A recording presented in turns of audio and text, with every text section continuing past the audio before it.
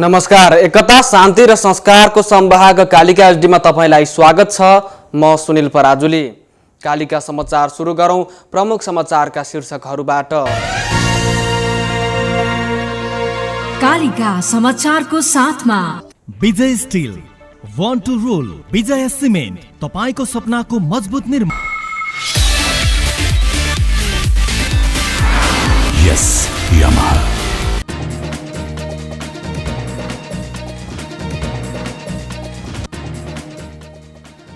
सीमा अतिक्रमणको विषयमा छलफल गर्न बसेको अन्तर्राष्ट्रिय सम्बन्ध समितिको बैठक निष्कर्षविहीन। आगामी बैठक कहिले बस्ने भन्नेमा अन्योलता। आगामी आर्थिक वर्षको बजेट कोरोना भाइरसबाट सृजित समस्या केन्द्रित हुने, पूर्वाधार विस्तारलाई विशेष प्राथमिकतामा राखिने। पाकिस्तानमा जारी लकडाउनको अवधि मे 31 सम्म लागू हुने, सर्वसाधारणको भिडभाड नहुने ठाउँमा केही खुकुलो बनाइने र समान पारिश्रमिकको माग गर्दै अमेरिकी महिला फुटबल टोलीद्वारा पुनरावेदनमा मुद्दा।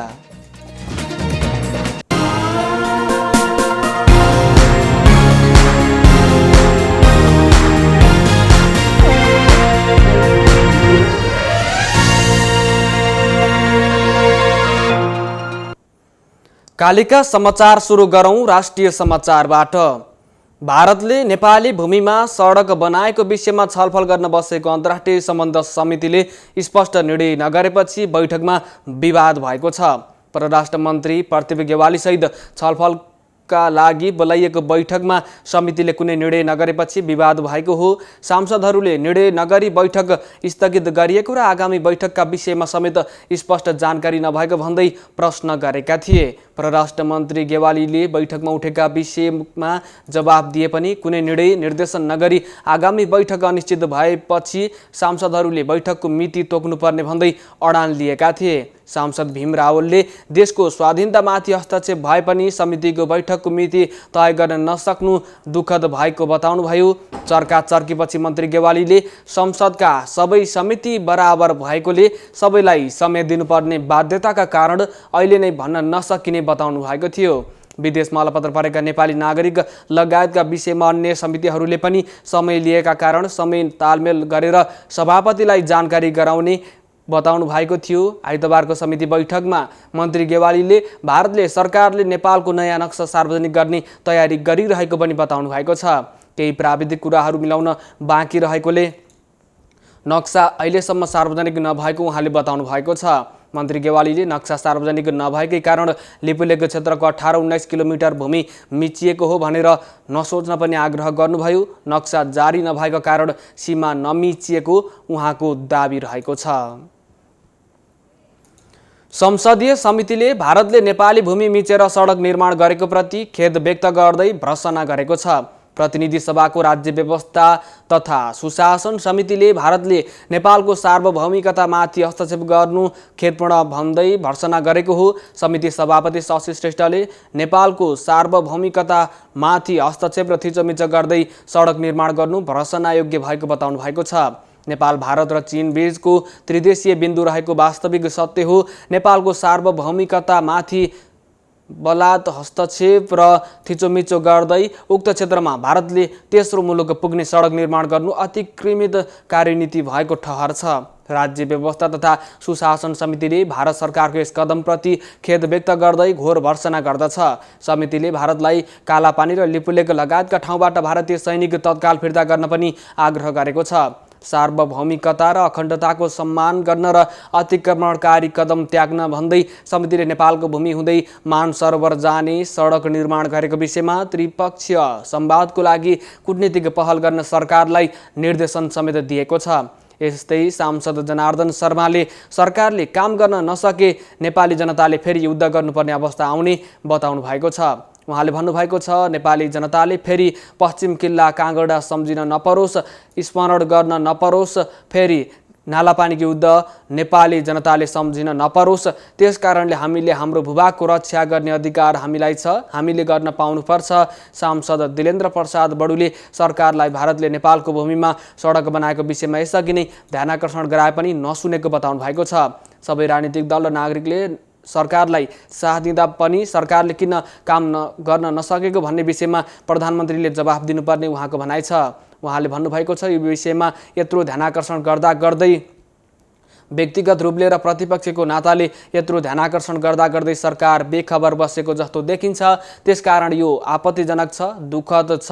यसप्रति सरकार अहिलेको अवस्था के हो र के गर्दैछ, हामी पुरा साथ दिन तयार छौँ।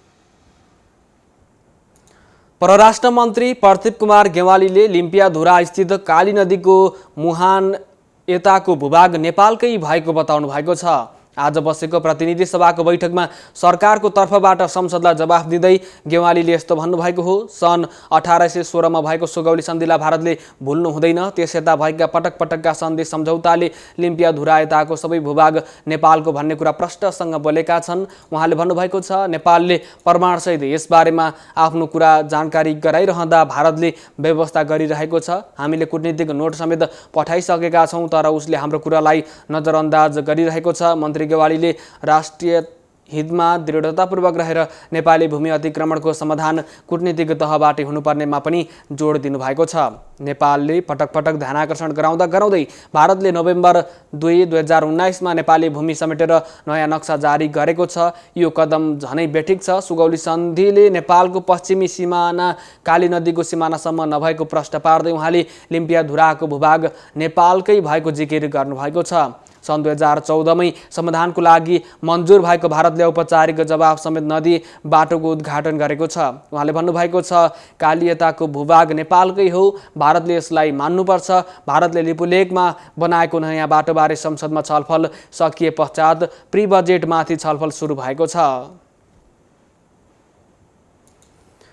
नेपाल कम्युनिस्ट पार्टी नेकपाका कार्यकारी अध्यक्ष एवं पूर्व प्रधानमन्त्री पुष्पकमल दाहाल प्रचण्डले भारतीय नेपालको सीमा अतिक्रमण गरेको विषयमा सरकारले अपनाउने कूटनीतिक पहल ठिक हुनुपर्ने बताउनु भएको छ।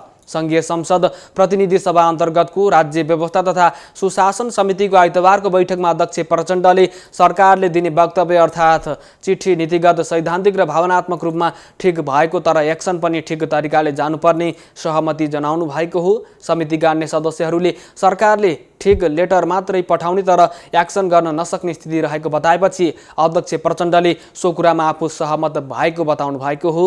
लिपुलेख तथा जहाँको सीमामा विवाद छ त्यो विषयमा भारत र चीन दुवै देशसँग छलफल गरिएको अध्यक्ष प्रचण्डले बताउनु भएको छ। भारत र चीनले लिपुलेखको विषयमा गरेको सम्झौतापछि यो समस्या भारतसँगको मात्रै नभई त्रिदेशीय समस्या भएको बताउनु भएको छ। अध्यक्ष प्रचण्डले यो विषयलाई अहिले नै अन्तर्राष्ट्रिय अदालतमा लैजाने विषयमा भने एकपटक सोच्नुपर्ने बताउनु भएको छ। यो विषय सामान्य नभएको र भारतले पटक पटक नक्सा प्रकाशित गर्दा लिपुलेख लिम्पियाधुरा आफ्नो नक्सामा पारेको विषयलाई समेत हिसाब गर्नुपर्ने बताउनु भएको छ। कालापानीमा भारतीय सेना झन्डै 60-65 वर्ष पहिलेदेखि बसिराखेको र त्यसको बारेमा गम्भीरतापूर्वक विषयलाई उठाउने र गम्भीरतापूर्वक समाधानको निम्ति पहल गर्नेमा विगतदेखि अहिलेसम्म किन भएन भनेर समेत विश्लेषण गर्नुपर्ने उहाँले बताउनु भएको छ। यस्तै पञ्चायतको पालादेखि अहिलेको सरकारसम्मले के गरे भन्ने पनि समीक्षा गर्नुपर्ने विषय भएको उहाँले बताउनु भएको छ। उहाँले गत वर्ष नै सरकारले सर्वदलीय र सर्वपक्षीय बैठक आह्वान गरी राष्ट्रिय सहमतिको वातावरण निर्माण गर्ने काम गरेको, त्यसबाट सरकार र प्रधानमन्त्रीलाई निकै ठुलो तागत दिएको भए पनि काम ठोस रूपमा अगाडि बढ्न नसकेको प्रति भने आफूले पनि चासो दिएको बताउनु भएको छ। प्रमुख प्रतिपक्षी दल नेपाली कांग्रेसले भारतले नेपाली भूभाग अतिक्रमण गरी सडक बनाएको विषयलाई संसदमा उठाउने भएको छ। नेपालको भूभाग 1 इन्च पनि अतिक्रमण हुन नदिन बताउँदै आएको वर्तमान सरकारले भारत र चीनसँग कूटनीतिक पहल गरी टुङ्गोमा पुर्याउन दबाब दिनको लागि कांग्रेसले यो विषयलाई संसदको विषय बनाउने भएको हो।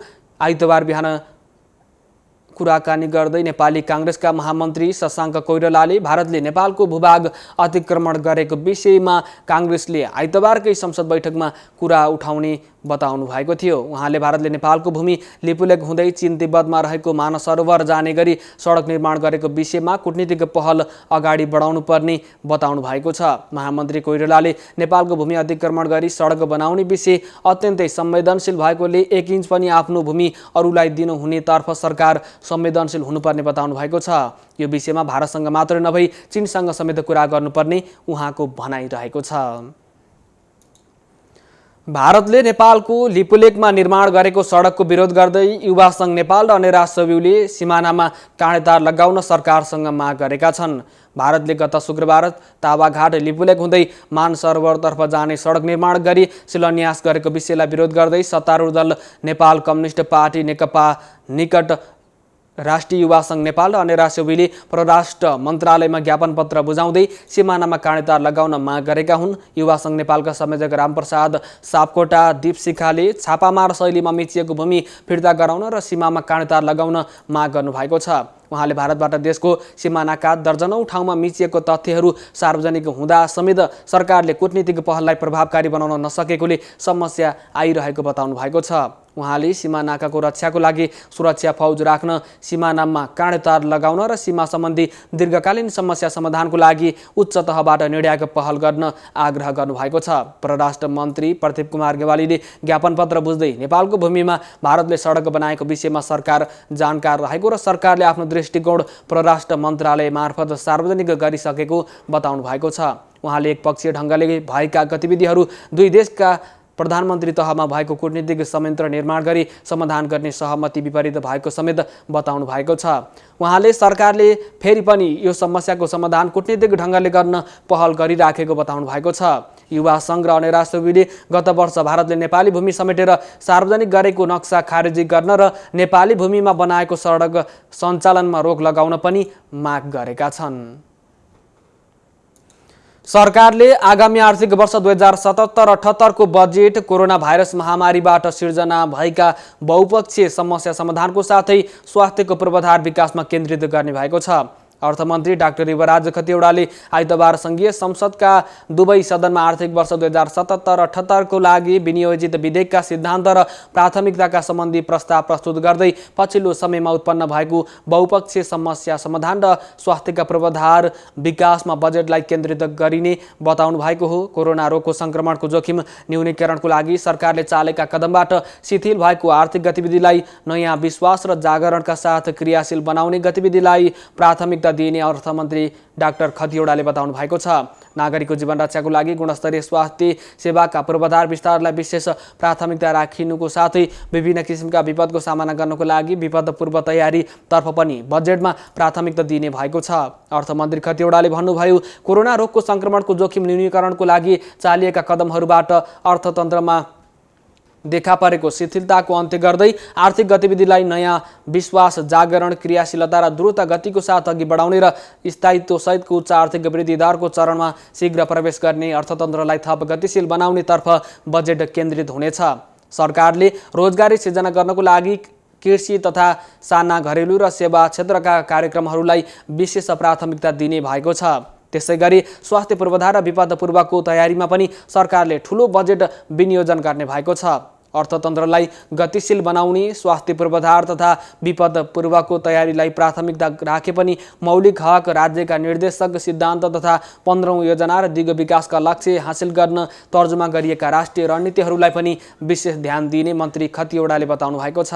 सरकारले कोरोना प्रभावित क्षेत्रको पुनरुत्थान, आन्तरिक पर्यटन प्रबन्धन, हवाई पूर्वाधार निर्माण लगायतलाई प्राथमिकतामा राख्ने र अत्यावश्यक बाहेकका आयोजनामा बजेट खर्च नगर्ने रणनीति पनि लिने भएको छ। कर पालनालाई प्राथमिकता दिने, मूल्यवृद्धिलाई वाञ्छित सीमाभित्र राख्ने, वित्तीय प्रणालीलाई उत्पादनोन्मुखी बनाउने, रोजगारी गुमाएकाहरूलाई रोजगारी दिने तथा कृषि क्रान्तिको लागि स्रोत साधन परिचालन गर्ने गरी बजेटमा प्राथमिकता दिने भएको छ। गत 24 घण्टामा 1300 बढी कोरोना भाइरसको परीक्षण भएकोमा नयाँ संक्रमित देखिएका छैनन्। स्वास्थ्य तथा जनसङ्ख्या मन्त्रालयले आइतबार कुनै पनि नयाँ संक्रमित नदेखिएको बताएको छ। गत 24 घण्टामा 1316 जनाको परीक्षण भएको मन्त्रालयका प्रवक्ता डाक्टर विकास देवकोटाले बताउनु भएको छ। अहिलेसम्म नेपालमा संक्रमितको संख्या 110 छ, जसमा 78 पुरुष, 32 जना महिला रहेका छन्। प्रदेश नम्बर 1 मा 35, प्रदेश नम्बर 2 मा 31 र बागमती प्रदेशमा 7 जनामा संक्रमण देखिएको छ।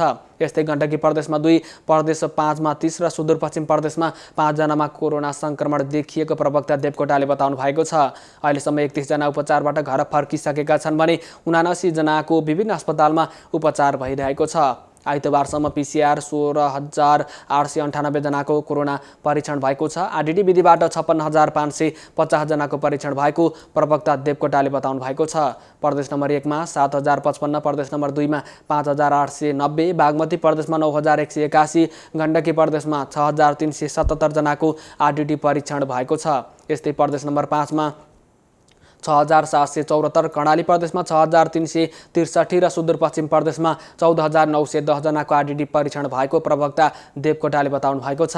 यसैगरी 13,625 जना क्वारेन्टाइनमा रहेका छन्। प्रदेश नम्बर 1 मा 1,238, प्रदेश नम्बर 2 मा 1,443, बागमती प्रदेशमा 110 र गण्डकी प्रदेशमा 242 जना क्वारेन्टाइनमा रहेका छन्। यस्तै प्रदेश नम्बर 5 मा 4,942, कर्णाली प्रदेशमा 2,326 र सुदूरपश्चिम प्रदेशमा 3,324 जना क्वारेन्टाइनमा रहेको प्रवक्ता देवकोटाले बताउनु भएको छ।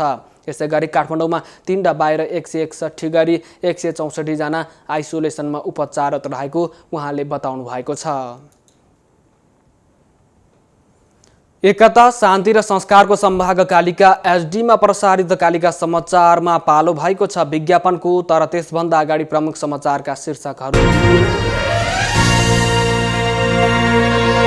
कालिका समाचारको साथमा Vijay steel, one two role, Vijay cement, तपाईको सपनाको मजबुत निर्माण। यस यामाहा।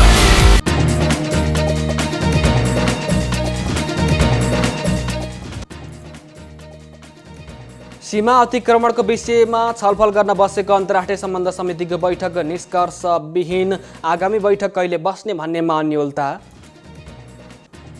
आगामी आर्थिक वर्षको बजेट कोरोना भाइरसबाट सिर्जित समस्यामा केन्द्रित हुने, पूर्वाधार विस्तारलाई विशेष प्राथमिकतामा राखिने।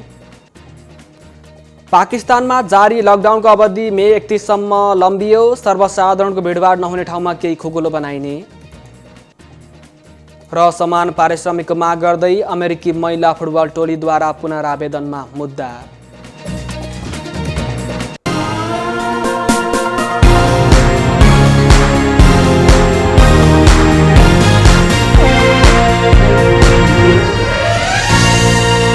कालिका समाचारमा पुनः स्वागत छ।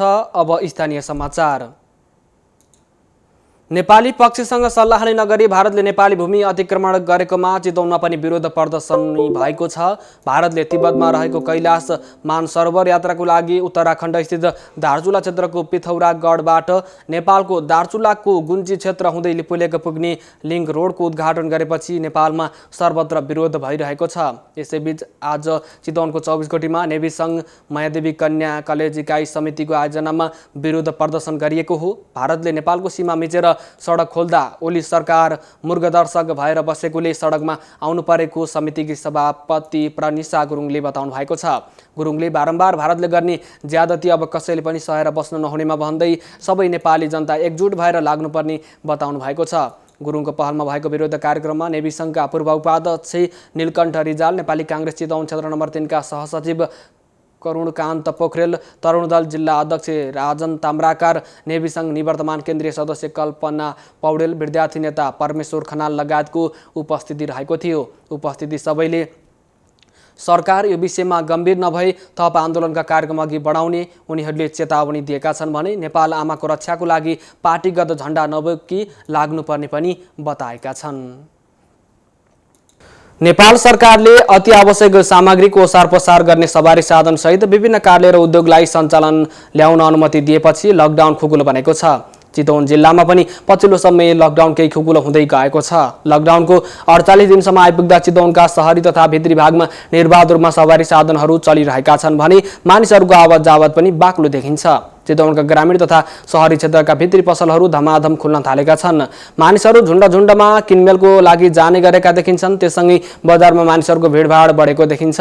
नारायणगढ बजारमा सवारी साधनहरू लकडाउनमा नभई सामान्य अवस्थामै भए झैँ चलेको छ। नारायणगढ बजार पुरा खुल्ला नभए पनि विभिन्न बैंक तथा वित्तीय संस्थाहरू खुलेपछि भिडभाड बाक्लो भएको छ। ट्राफिक र प्रहरीले चेक जाँच गरेको देखिँदा पनि सवारी तथा मानिसहरूको चाप बढ्दै गइरहेको छ।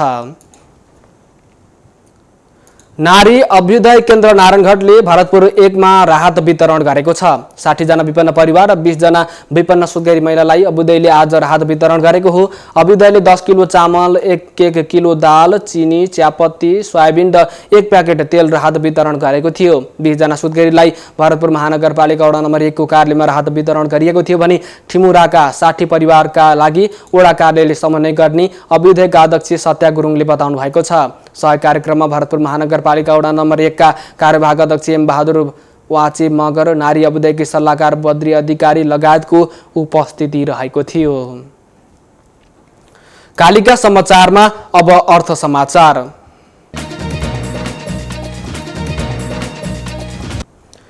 कानुनी रूपमा दर्ता नभए पनि सञ्चालनमा रहेका उद्योग व्यवसायले वार्षिक 2 खर्ब रुपियाँ भन्दा बढी आम्दानी गर्ने पाइएको छ। केन्द्रीय तथ्याङ्क विभागले हालै सार्वजनिक गरेको आर्थिक गणना 2074 को प्रतिवेदन अनुसार त्यस्तो व्यवसायले 2 खर्ब 33 अर्ब 15 करोड रुपियाँको आम्दानी गर्ने उल्लेख छ। त्यस्तै यी व्यवसायको वार्षिक खर्च 1 खर्ब 61 अर्ब 14 करोड रुपियाँ रहेको र नाफा करिब 72 अर्ब रुपियाँ पुग्ने पनि प्रतिवेदनमा उल्लेख छ। विभागका अनुसार गणनाको क्रममा देशभर 4,58,857 त्यस्ता व्यवसाय दर्ता नभई सञ्चालनमा रहेको पाइएको छ। सञ्चालनमा रहेका त्यस्ता प्रति व्यवसायको आम्दानी औसतमा 50 करोड 80 लाख रुपियाँ छ। दर्ता नभई सञ्चालनमा रहनेमा थोक तथा खुद्रा पसलको संख्या सबैभन्दा धेरै छ। प्रतिवेदन अनुसार देशभर 2,78,452 थोक तथा खुद्रा पसल दर्ता नभई सञ्चालनमा रहेका छन्। कालिका समाचारमा अब अन्तर्राष्ट्रिय समाचार। पाकिस्तानमा लागू हुँदै आएको लकडाउनको अवधि फेरि 3 हप्ताको लागि थप गरिएको छ। सरकारले यही मे 31 तारिकसम्मको लागि लकडाउनको अवधि थप गरेको घोषणा गरेको छ। तर व्यापार व्यवसायलाई सजिलो हुने गरी केही खुकुलो व्यवस्था पनि गरिएको छ।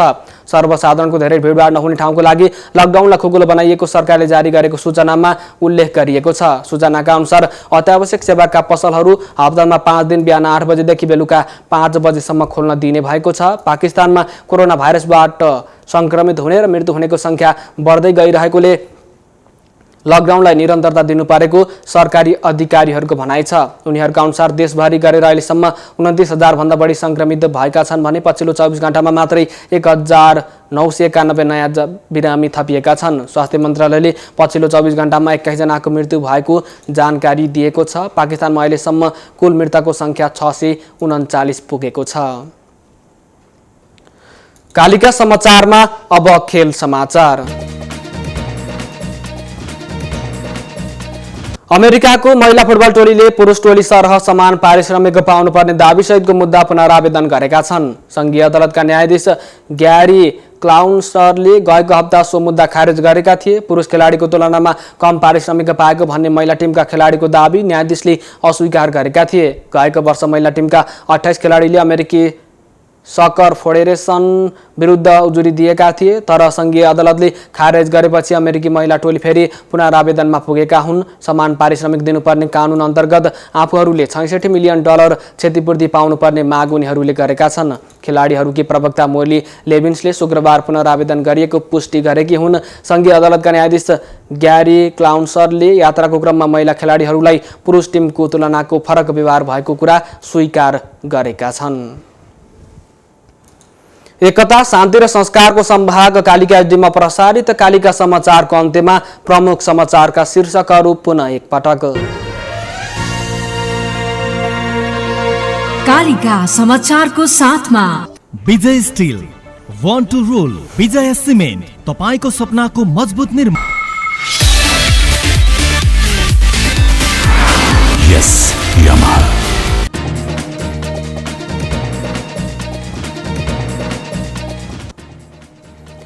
सीमा अतिक्रमणको विषयमा छलफल गर्न बसेको अन्तर्राष्ट्रिय सम्बन्ध समितिको बैठक निष्कर्षविहीन। आगामी बैठक कहिले बस्ने भन्नेमा अन्योलता।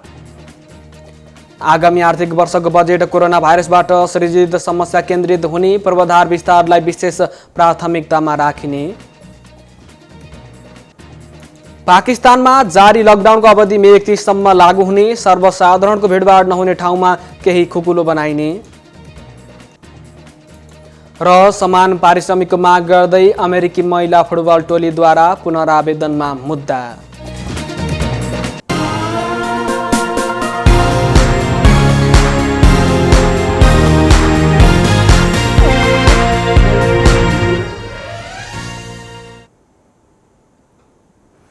एकता, शान्ति र संस्कारको संवाहक कालिका एचडीमा प्रसारित कालिका समाचार अहिलेको लागि यति नै। हेर्दै गर्नुहोला कालिका एचडी।